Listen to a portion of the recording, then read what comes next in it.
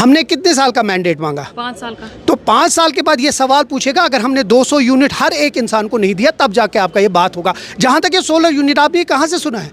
जी। ये किसने आपको ये सोलर यूनिट की बात की? आप ही के लीडर्स कह रहे हैं कि अरे आप मैं तर्जुमाने आला हूँ पार्टी का, मैं कह रहा हूँ नहीं है, मैं 200 यूनिट हर किसी को देंगे। 5 साल का मैंडेट है, 4.5 साल में यही असेंबली में मैं आपको जवाब। कॉन्फ्रेंस और बीजेपी के दरमियान मैच फिक्सिंग है, इसीलिए इस बिल को जो है रिजेक्ट किया गया। हमने तो इलेक्शन लड़ा उनके खिलाफ।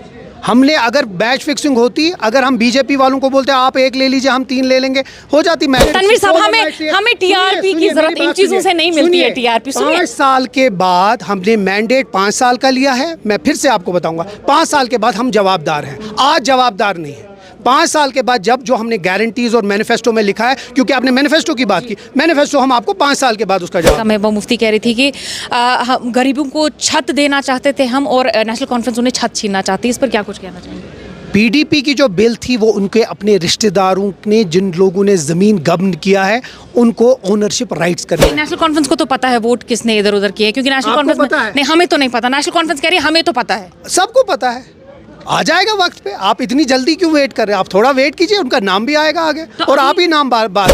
एमएलए जडीबल तनवीर सादिक साहब हमारे साथ मौजूद है। तनवीर साहब, आज बीजेपी की तरफ से असेंबली में इल्ज़ाम लगाए गए हैं कि करप्शन हुआ है आरएनबी डिपार्टमेंट में, क्या कुछ कहना चाहेंगे? 10 साल में जितना करप्शन हुआ है, अगर आप स्टेटहुड दे देंगे, इसलिए वो स्टेटहुड नहीं दे रहे हैं, हम सारा उनका चिट्ठा निकाल देंगे कि 10 साल में कितना करप्शन है। प्रॉब्लम ये है कि आज की डेट पे वो जो इन्हें 0 आवर डिसरप्ट किया, उसके बाद 0 आवर के बाद वापस आके अपनी जगह बैठ गए, इससे ये पता चलता है कि जो भी लोगों के सवाल थे वो उठने नहीं देना चाहते हैं। कोई भी कंस्ट्रक्टिव अपोजिशन होती तो मैं समझ सकता था, लोगों को, गवर्नमेंट को जवाबदार बनाए, वो ठीक है। लेकिन फ्लिम्जी ग्राउंड्स पे उठ के उल्टी सीधी बातें करके उसके बाद वॉकआउट करना, उसके बाद फिर वापस आना, इससे पता चलता है ये सारी सियासत थी और जानबूझ के एक एजेंडा के मुताबिक था। अच्छा, वहीद परा साहब जो बिल लेके आए थे, आपने भी अपोज किया उस बिल का। महबूबा मुफ्ती कह रही थी कि गरीबों को छत देना चाहते थे हम, और नेशनल कॉन्फ्रेंस उन्हें छत छीनना चाहती है। इस पर क्या कुछ कहना चाहेंगे? पीडीपी की जो बिल थी वो उनके अपने रिश्तेदारों ने, जिन लोगों ने ज़मीन गबन किया है, उनको ओनरशिप राइट्स करने। आस्ते आस्ते, कुछ जल्दी ही, बहुत टाइम के बाद मैं बहुत जल्दी उनके नाम भी बताऊंगा, जिन लोगों ने पीडीपी के, जिन लोगों ने ज़मीन ली है और अब वो चाहते थे उनको ओनरशिप, क्योंकि उनकी बिल ये थी कि कोई ज़मीन ले ले और वो उनकी हो जाए। क्योंकि जो असली बिल थी, लैंड ग्रांट्स एक्ट, जो 35 नंबर पे मेरी थी और 41 नंबर पे पीडीपी की थी, वो नहीं उठी। वो लाइव है, वो बजट सेशन में उठेगी। लेकिन ये जो बिल थी ये अलग बिल है, लेकिन ये जोड़ रहे हैं उसको दूसरे बिल के साथ। वो जो मैच फिक्सिंग का इल्ज़ाम लगा रहे हैं नेशनल कॉन्फ्रेंस और बीजेपी के दरमियान मैच फिक्सिंग है, इसीलिए इस बिल को जो है रिजेक्ट किया गया। हमने तो इलेक्शन लड़ा उनके खिलाफ। हमने अगर मैच फिक्सिंग होती, अगर हम बीजेपी वालों को बोलते आप 1 ले लीजिए हम 3 ले लेंगे, हो जाती मैच फिक्सिंग, फिर वो अलग बात थी। हमने इलेक्शन लड़ा और हमने इलेक्शन उनके खिलाफ लड़ा। आज भी नगरोटा और बडगाम में हम उसके खिलाफ लड़ रहे हैं। ये देखिए, बोलने में बहुत अच्छी बात है, नहीं तो फिर आजकल तो क्या सारी ये भी आ रही है कि पीडीपी के एक मेंबर ने कहीं वोट इधर उधर डाला। अभी मेरे पास कहाँ मीडिया से, हर जगह से आ रही है कि एक पीडीपी के मेंबर ने भी कहीं से डाला। फिर नहीं, सजाद लोन का भी बात चल रही है कि उसने एब्सटेन किया। तो कहीं भी लग रहा है आपको पीडीपी? मैं कह रहा हूँ बात चल रही है, मैं मान नहीं रहा हूँ ना।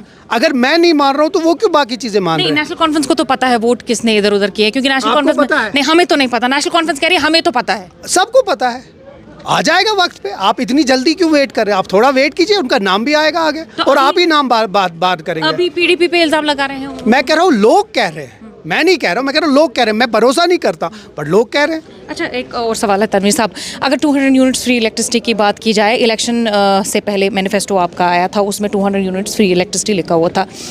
उसमें किसी का जिक्र नहीं था कि ईडब्ल्यूएस के लिए है, एएवाई के लिए। उसके बाद इलेक्शन हो गए, रिजल्ट आ गए, उसके बाद आपने कहा एएवाई के लिए है। अब आपने उनके लिए ये रखा है जो सोलर रूफटॉप पैनल्स लगाएंगे।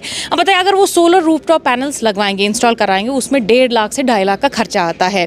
एवरेज अगर मंथली एक गरीब का 1000 रुपये बिल भरना पड़ता है उसे इलेक्ट्रिसिटी का, स्मार्ट मीटर का, तो वो उसके 10 सालों के बराबर है। अगर उसको मिनिमम 1 लाख भी भरना पड़ता है, 1.5 लाख भी भरना पड़ता है विद सब्सिडी, तो कहाँ से लाएगा एक गरीब इतने पैसे कि वो पहले सोलर रूफटॉप इंस्टॉल कराएगा? उसके बाद क्या क्राइटेरिया रखा है आपने? क्योंकि सोलर रूफटॉप के बाद वो इलेक्ट्रिसिटी खुद जनरेट करेंगे, तो उसके बाद क्या क्राइटेरिया? किसने ये सब कुछ बोला? नहीं, हमें कौन बताएगा? हमारा काम मीडिएट करने का नहीं। सोलर की बात मैं इसलिए कर रही हूँ तनवीर साहब। देखिए, आप बताइए आपके मैनिफेस्टो में क्या लिखा था? जवाब मैनिफेस्टो आपने पढ़ा? जी। कितनी गारंटीज थी? जी, बहुत सारी कितनी guarantees आप थी। बताइए आप नहीं, मेरे सुनिए मेरी बात, वो मैनिफेस्टो Guarantee- पूरा मैं- गारंटी से भरा हुआ है। कितनी? आप ये जरूरी नहीं है कि हम हर गारंटी आप आपको अभी गिनवाएं। आपने आप मुझसे जी सवाल पूछ रहे जी। हैं कितनी गारंटीज थी? मैनिफेस्टो का जो बनाने वाला मैं ही था, तो मैं आपसे पूछ रहा हूँ, आपने अभी मैनिफेस्टो की बात की, मैनिफेस्टो में कहीं लिखा था 1 साल में हम दे देंगे सब कुछ? नहीं, 1 साल में तो नहीं तो लिखा था। कितने साल का मैंडेट नहीं, मिला नेशनल? 200 एक यूनिट्स बात जवाब, आप मुझे सवाल पूछते हैं, आप एक जर्नलिस्ट है। जी, हमने कितने साल का मैंडेट मांगा? 5 साल का। तो 5 साल के बाद ये सवाल पूछेगा, अगर हमने 200 यूनिट हर एक इंसान को नहीं दिया तब जाके आपका ये बात होगा। जहां तक ये सोलर यूनिट, आपने ये कहाँ से सुना है? जी, ये किसने आपको ये सोलर यूनिट की बात की? आप ही के लीडर्स कह रहे हैं किसने कि बोला? अरे आप मैं तर्जुमाने आला हूँ पार्टी का, मैं कह रहा हूँ नहीं है, मैं 200 यूनिट हर किसी को देंगे। 5 साल का मैंडेट है, 4.5 साल में यही असेंबली में मैं आपको जवाब दूंगा।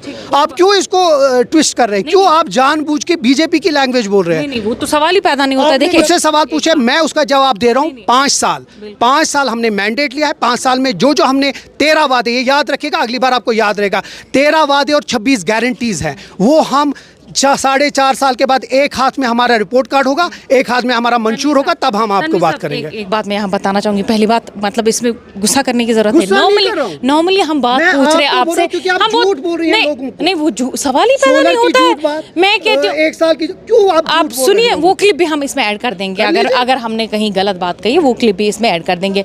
अच्छा, अगर नॉर्मली सवाल पूछे जाते तो क्यों इसमें, मतलब बीजेपी वालों से पूछते, वो कहते हैं आपसे पूछे, आपसे पूछते नहीं, हैं, आप मुझसे कहते हैं पूछिए, उनसे पूछे। मुझसे अब पूछिए, देखिए, गलत मत पूछिए। बिल्कुल क्योंकि आप सिर्फ अपने टीआरपी के लिए फिर दिखाएंगे कि देखिए जी 200 यूनिट। तनवीर साहब, सोलर हमें लाइट से- हमें सुनिए, TRP की सुनिए, जरूरत मेरी इन बात चीजों से सुनिए, नहीं मिलती है। सुनिए। TRP सुनिए, 5 साल के बाद हमने मैंडेट 5 साल का लिया है। मैं फिर से आपको बताऊंगा, 5 साल के बाद हम जवाबदार हैं, आज जवाबदार नहीं है।